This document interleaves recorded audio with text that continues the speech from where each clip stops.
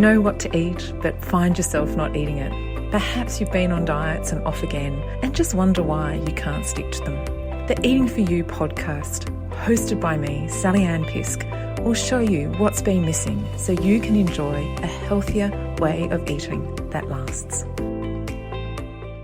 Hi, Sally Ann with you today, and I'm really looking forward to a conversation with Tania Grasseschi. Tania, welcome to the Eating For You podcast. Thank you for having me, Sally Ann. It's a real pleasure.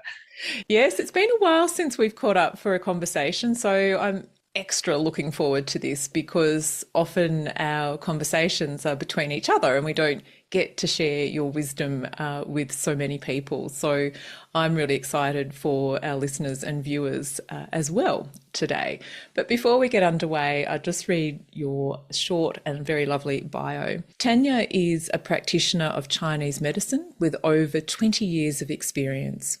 Her journey into Chinese medicine began with a passion for food as medicine, and she continues to support women's health and well-being through acupuncture, Chinese herbs, and practical whole food guidance. Tania integrates seasonal wisdom, Qigong, nutritional self-care to help clients live in harmony with the natural rhythms of life. She runs her practice, Oriental Wisdom, in Katoomba and teaches throughout the Blue Mountains. Tania, before we get into our questions around springtime eating, I'd love you just to share how you ended up working as a Chinese medicine practitioner, if you don't mind stepping back into that space. No, I'm quite happy to share. I used to be an electrical engineer and I used to work in satellite communication. So I've always had a fascination for energy, whether it was physical or metaphysical. And, being in the industry, I was always looking for ways to look after myself. So I would do workshops in natural therapies and learn all about ways of caring for myself. So one day I did a food as medicine course at Nature Care College, and it basically turned my life around. I needed to know more. It wasn't just wanted, it was like, oh my God. And the course was based in the foundations of Chinese medicine. So we were looking at the yin and yang of food. So the following year, while I continued to work as an engineer, I basically spent a year studying at the Australian School of Macrobiotics, where I was introduced to shiatsu and feng shui and acupuncture and Chinese medicine diagnostics, and it was awesome. But while I just had realized that I'd found my calling, I knew it wasn't quite my time yet. So I needed to wait a little while. And I had my first child in the late 90s. And that year of maternity leave, I knew I couldn't go back to engineering. I knew I needed to go back to study. So 1999, I went back to UTS, did a Bachelor of Health Science in Traditional Chinese Medicine. And in 2004, I quit engineering altogether and I've never looked back. Yes, I often love how people transition from careers into health. And, talking to some of my colleagues and also guests on the podcast, it's like sometimes there's kind of a natural link, but sometimes it's just like, oh my goodness, they've really jumped the fence into, a whole different realm. So that link between energies is quite an interesting one. So let's start talking about the energy of springtime and what that is from a Chinese medicine practitioner and how it may impact what we end up choosing to eat. The two founding principles of Chinese medicine are yin and yang and the five elements. So with the five elements, we're looking at wood, fire, earth, metal, and water. The wood element is the element of spring. And that wood element has a lot of different correspondences. So we're looking at the spring energy, we're looking at the liver and gallbladder energy, we're looking at emotions and environmental factors and flavors, and there's so many different correspondences. So when we think about spring and we think about that rising energy, the sprouts are coming up and the blossoms are coming out and everything's expanding and growing.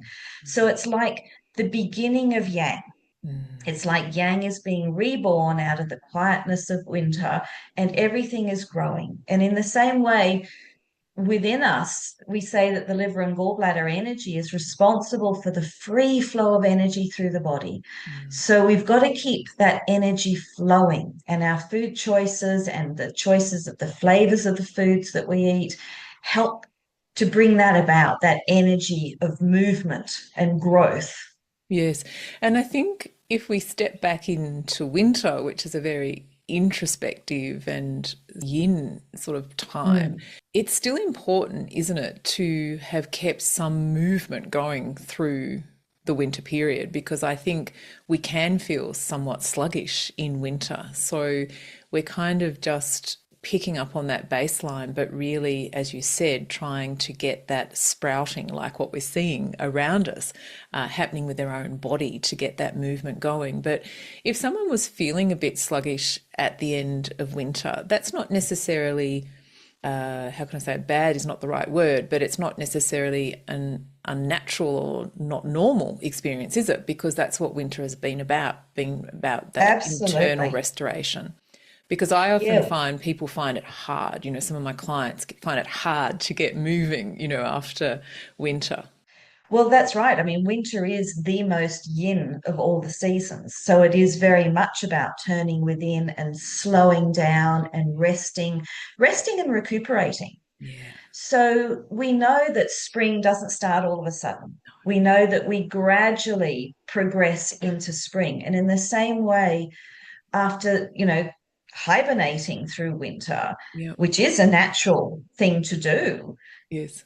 we need to look at gradually Yeah. growing, gradually moving, as the sun is starting to get up a little bit earlier, starting to go to bed a little bit later, we can get up just that bit earlier so we can maybe go for a walk around the block, as the weather warms up a little bit, and as, this when we go into daylight savings, we can get up and leave in a little bit earlier and go for a slightly longer walk. So it's easing ourselves into it. Yeah, no, I think that's really important, because I think that's one of the frustrations that some of my clients feel. It's like, oh, I should be able to just leap out of bed in the mornings now that it's spring. But it just takes a little while, doesn't it, to transition. And also the seasons as well. Just before we started recording, I sometimes think, oh, I'm still having my cooked oats in the morning with, all my nourishing sort of grounding foods.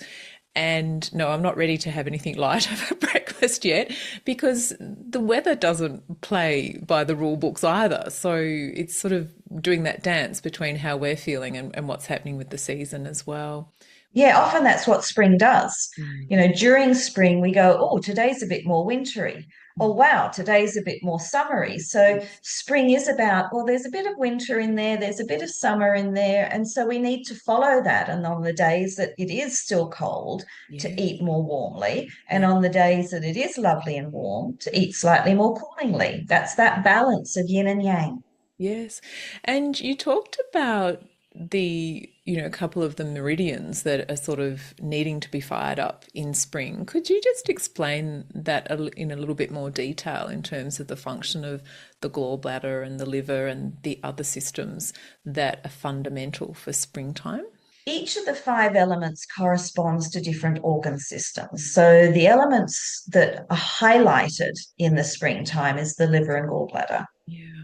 That doesn't mean we need to ignore all of the others. No. Yeah, so it's the same with the flavors as well. It's the same with, the wood element is the focus of spring, Yes. but that doesn't mean we ignore all of the other elements and all of the other organs and all of the other flavors. They all need support, but our focus is going to be on liver and gallbladder. Yeah. So in Chinese medicine terms, it's all about the free flow of energy through the body. Mm. It's all about growth and renewal. Mm. It's about the liver rules the eyes. So it's about our ability to envision our future. They say that the liver and gallbladders, they rule organizing and planning and strategizing, which is what we tend to do in the springtime. It's like, okay, even though it's not the beginning of the calendar year, it's the beginning of an energetic year. So Yes. it is the time when we sit down and go, okay, what is this year ahead going to be like? And that's what liver and gallbladder does. It Mm. strategizes and it plans and it envisions and it dreams and it grows. Yeah. Yeah, which just brings to a point to mind, because as much as I'm not against New Year's resolutions, I often feel we do need to do our review and planning towards the end of the previous year. And I just think it's a valuable thing to share because that's a natural cycle for planning. And the Mm. fact that it's not the end of the calendar year doesn't matter. I kind of say, hey, use whatever you can to achieve what's important to you. So if you can work more in tune with the natural rhythms of life, then it's going to be an easier process. And too often, I think we're starting to think probably by the end of spring anyway, we're winding down for the year, which is kind of not necessarily the right way to be going either, to again get the momentum so we can get through summer and then into autumn and the harvest and so forth. So I think that's really interesting too in the way we do things. So if you're listening saying, oh, yes, well, I was planning to do a new diet in spring, that's kind of not what I'm talking about. And I know Tanya and I are going to talk about springtime eating. But Tanya, before we start talking about, food choices that support us in springtime, is there anything else you wanted to share about the element of spring or the season of spring any further? Yes, I was in the springtime. We often think about spring cleaning. We start to open the windows in the house. We want to clean out the house. We need to shift our wardrobe around. And it's the same internally. Spring is a great time for detoxing because the liver is the organ of detoxing. Yes. So this doesn't necessarily mean extreme detoxes. This is again gentle. We need to work gently with the body. The body needs to be supported. It needs to be worked with gently. Yes. But spring is a natural time of shedding. It is a natural time where we want to go in and we want to do a bit of a spring clean, not just of our wardrobe and our clothing, but maybe of our pantry and what foods have been in there, swapping around the different foods now that spring is coming in. So, yeah, that was the other thing I was just thinking of from a springtime perspective. Yes, yeah. And I think it is really great to take this time and reflect because I know a lot of my clients and your clients would be the same. When you start talking about these factors in our life and at different times of the year or different times of the month, if we have a monthly cycle, that we feel like doing different things, there's actually reasons for it. And it's just that we're kind of aware of them, but we don't necessarily use it to our potential. So I think it's really nice to share these sorts of things on the podcast. So when it comes to food changes, what are the main transitions going, say, from winter into spring? What sort of foods and preparation of foods are you recommending? Eating seasonally and eating locally are always the keys. Yeah. So I find it really useful to go down to my local greengrocer or looking at the Sydney markets and seeing what's in season this month. They've got some great resources there, and I stick on the fridge, it's now September. What foods are, the foods to eat in September? Yeah. Or what foods are the foods to eat in December? So looking at which foods are actually in season in our location. So the sorts of foods that would be growing in the mountains or in Sydney are going to be very different to what's happening in Tassie or what's happening up in Queensland. Yeah. So because it's springtime, all the sprouts are coming up. So adding some sprouts into our meals is always a good idea. All of the leafy greens are coming up. So the Chinese greens and the bok choys and the choy sums and the kales and the silver beets, all of these lovely leafy greens. Green is the color of the season of spring. Yeah. The flavor of spring from a Chinese medicine perspective is the sour flavor. Mm. So adding a little bit of lemon into your water, adding some of the fermented foods into our diet, just a little condiment, just a little sprinkle here and there of the sour flavor to just say, hey, I'm in springtime now. Yes. Yeah, they're the primary ideas that I think I've got to start with. Yeah, and I think I'm always talking about leafy greens because they are so supportive of the liver. And I've been amazed, even with clients that I've worked with, by getting them to eat more leafy greens, it reduces their sugar cravings, for example. So it's those little tips that we can try out, from a mindfulness perspective. Again, something, I was sharing with you before we started recording is that this is not about providing another set of rules for people to follow rather than some fad diet rules. It's more about, well, just tuning into your body and being mindful of what the season's like, be mindful of how you feel, and to try some of these things that Tanya's sharing with us today and be curious about, well, how do I feel when I eat this, sort of a range of green foods? How does it actually make my body and my mind feel? And I think that's really important as well. Those leafy greens, of course, are full of they're iron-rich foods.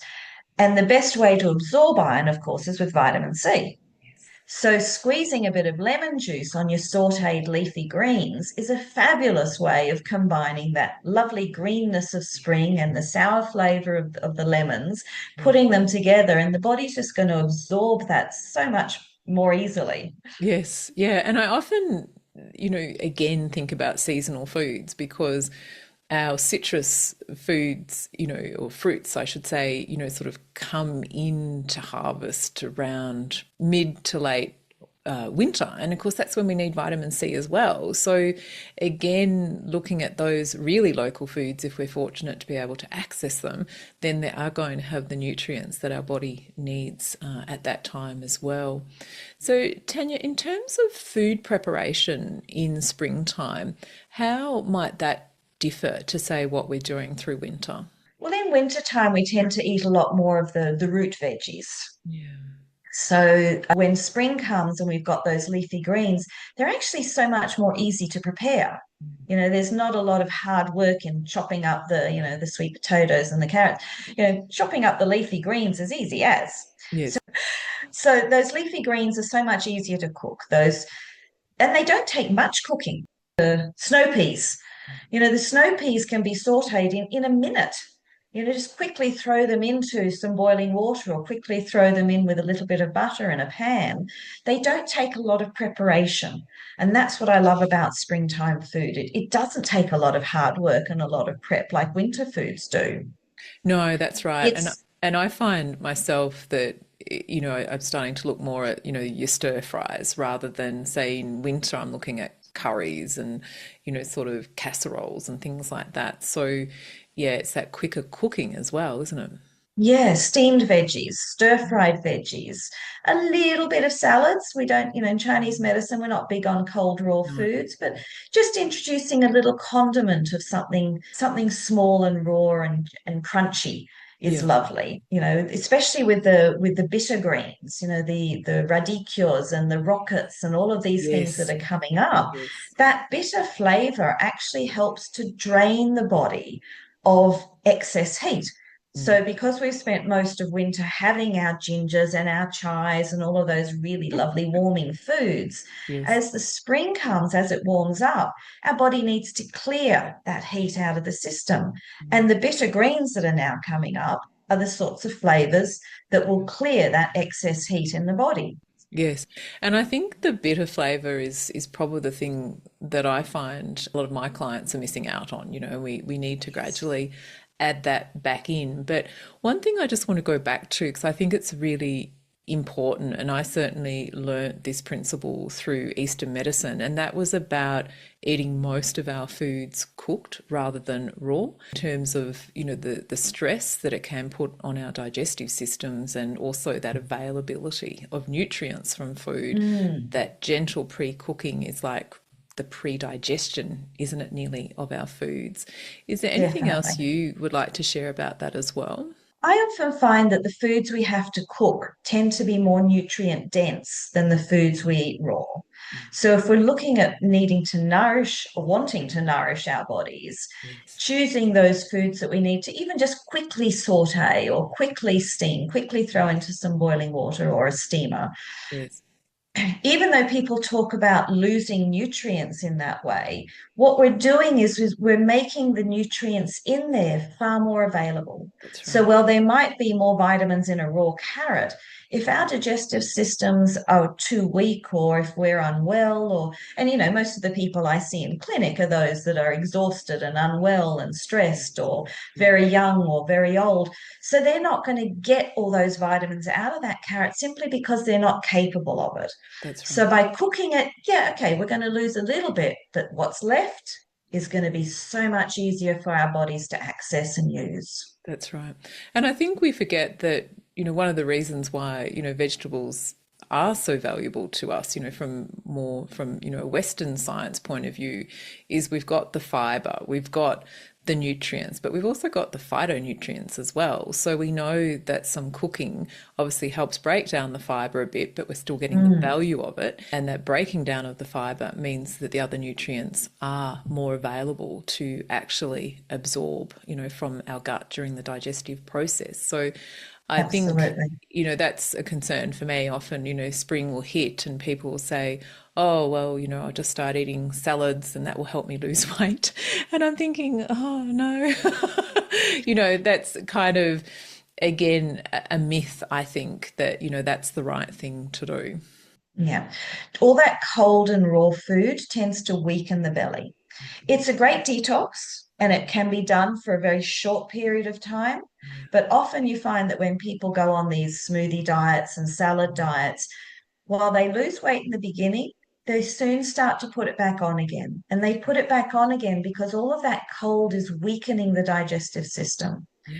I find, if I might share, the better way of doing this is looking at perhaps reducing the grains that we have in our diets to just one meal a day, making that the morning meal, so having our porridge or our toast with an omelette or some poached eggs or something for breakfast, and just focusing the rest of the day on veg and protein. Yeah. And I find that that's just a really lovely way. And of course, cutting out the crap, cutting out all the what do we call them? The carbonated drinks and the refined sugars and the processed foods and the artificial flavorings. That's what's going to make a difference to our life. Tanya, I'm really in agreement with you in terms of that approach to coming out of winter. If we have gained some weight over winter, it's not necessarily the end of the world either, because that little bit of insulation is quite beneficial during winter for our health. It's necessary. Yeah. That's right. And then easing back into the lighter foods that we've been talking about in spring, but also moving more, potentially getting up earlier in the morning because we've got longer, daylight days. And I think it's really important not to be radical, as you said, that gentle approach. And the mindfulness approach that I share in Eating for You is very much about that. It's about making one little change and seeing how you respond. Because if we make too many changes, we don't know Mm. what's working, what's not working. The only slightly different thing I would probably suggest, depending on my client's background, if there has been a restriction of those favourite sweet foods, or sweet foods have been comfort foods, then we look at that aspect, or that why of eating, that comfort eating, and don't necessarily cut them all out straight away, because that could be too traumatic, more on that emotional energy point of view. But certainly looking to the foods that are going to support us, and our health and our energy levels is vital. It doesn't matter what time of the year it is, it's always vital. But I always have not so much a panic attack, but I always get a little bit anxious heading to spring, because I know so many people are wanting to, shed any weight they've gained, or even if it was during winter or before winter, and do something radical. And I just know it's not going to be a long-term fix. So I'm always cautious at this time of year to say, yeah, gentle, be gentle, with the changes, and get yourself moving, because it's not just about food. It's about all of those lifestyle choices that we make. To just share a little bit about the flavors in Chinese Yeah. medicine. We've talked about the sour flavor being related to the liver. The bitter flavor is related to the heart. Mm, The sweet flavor is actually related to the spleen and stomach. yes. The pungent flavor of the shallots and chives relates to the lungs, and the salty flavor relates to the kidneys. So there is a role for the sweet flavor in life. And in fact, it's one of the most important flavors to nourish us. Yes.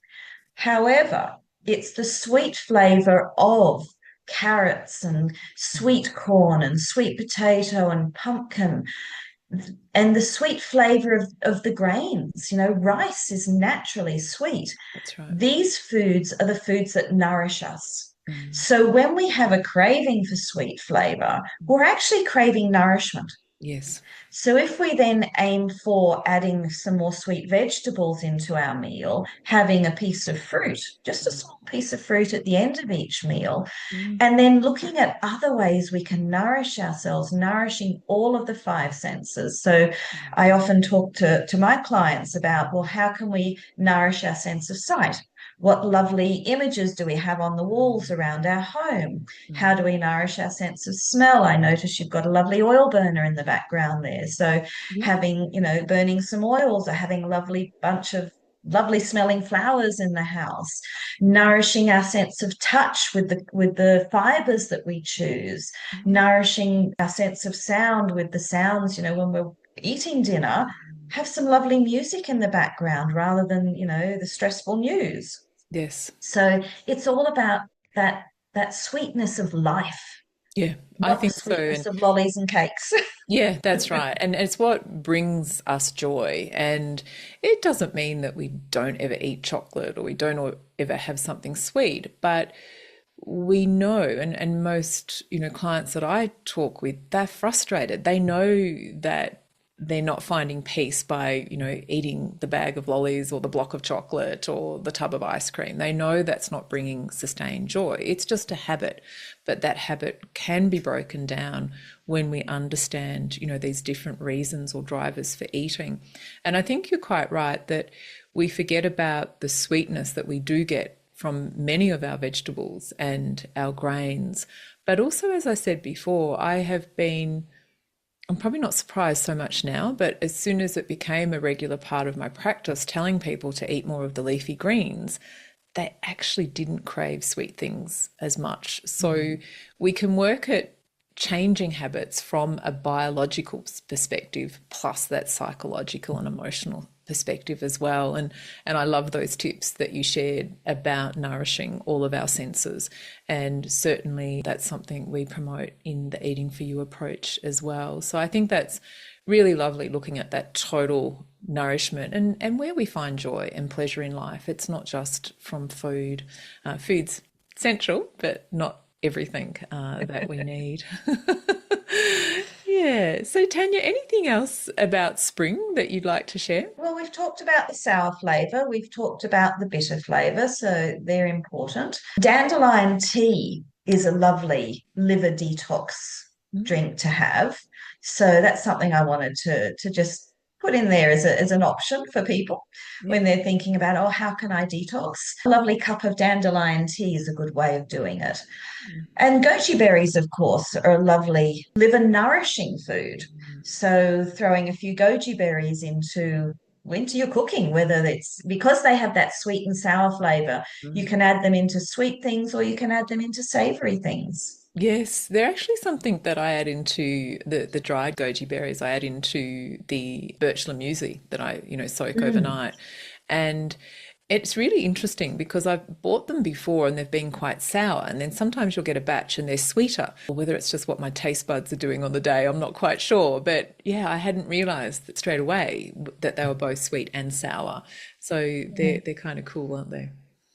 They are, and just putting a handful into a cup, pouring some boiling water on, drinking the tea and eating the berries is a Well, lovely thing. mm. Lovely thing, lovely way to nourish the blood, nourish the liver. Yeah. Yeah, we've certainly covered a lot of things about springtime nutrition and eating habits. What are your thoughts and experience regarding movement? Again, through all the seasons, I suppose, because I know you're a Qigong teacher as well. So tell us how that fits in to health and well-being as well. Qigong is an awesome form of practice. A lot of people don't know what Qigong is, but when I mention Tai Chi, they understand what Tai Chi is. Mm. And Qigong is actually the foundation of Tai Chi. So, what they've done with Tai Chi is taken the movements of Qigong and adapted them to the martial arts. So, when you come back to the foundational practices of Qigong, it's about helping the body to heal, helping the body to come back into balance. Mm.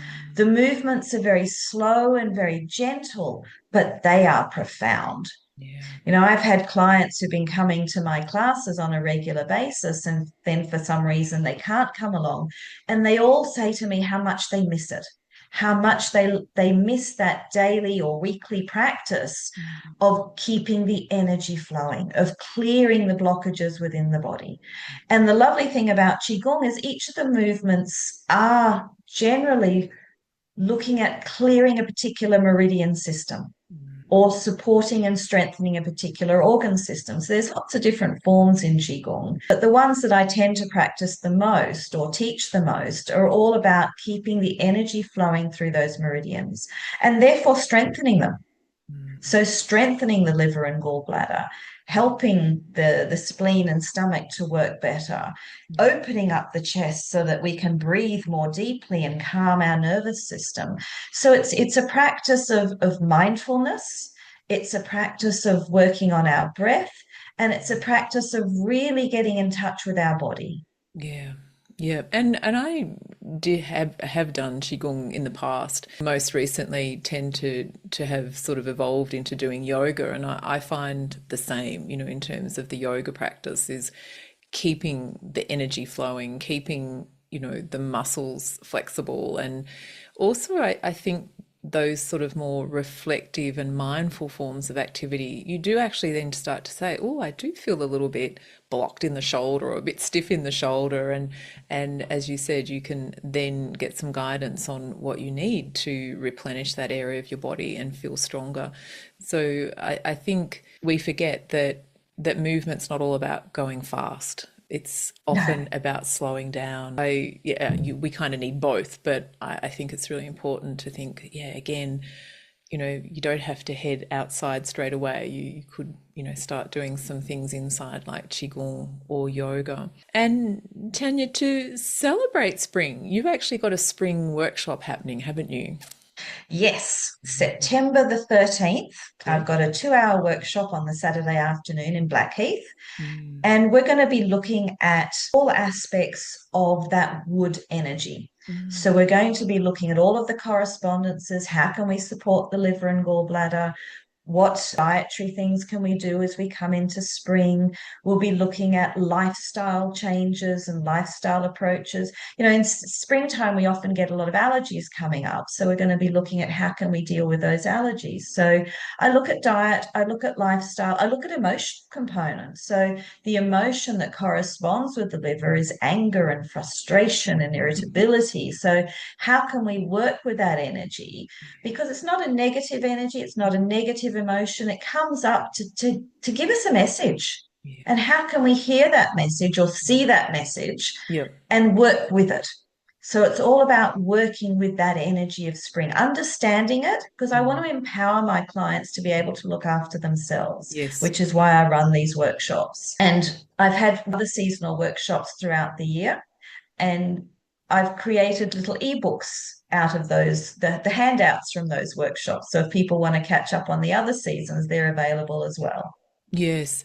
And I just want to say too, if you're tuning in, from Sydney or from the central west of New South Wales, that Blackheath is kind of central. Yes, you might need to jump on the train to get there or take a, hour and a half drive or something like that, but it's quite accessible. And I think, Tanya, because you're going to have the ebooks for each of the seasons available on your website, then for those who are listening who are interstate or overseas, then there's going to be some resources there on your website along with your blogs as well. So I'll make sure we share the links to your website so people can get in touch, and also your Thank you. Facebook page. I think you've been mentioning your workshops there as well.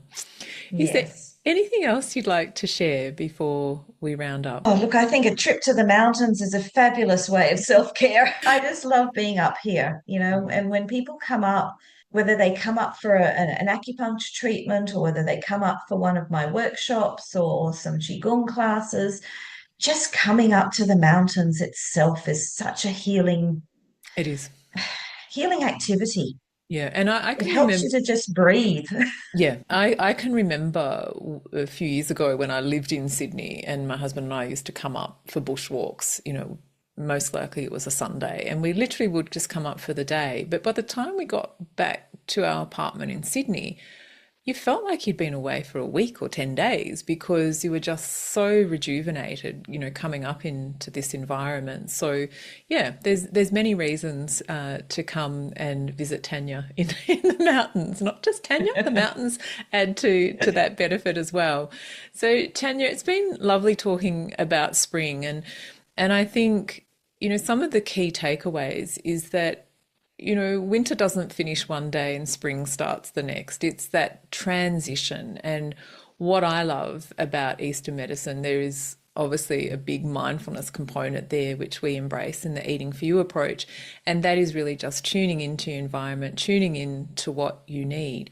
But knowing that there's other guidelines here, the leafy greens, the sour, the bitter, all of those things can actually help us at springtime, not just on the biological level, but also, as you said, that emotional level with some of the anger and frustration that could be there for some people. So, Tania, thanks so much for sharing. Thanks for having me. Yeah, and if you've been listening in today and you've really enjoyed this episode, please share it on your social media pages. And also, don't forget to subscribe to the Eating for You podcast. I look forward to sharing with you again next week. You have been listening to the Eating for You podcast with Sally Ann Pisk. If a long-term way of healthier eating is of interest to you, then make sure you subscribe to our podcast.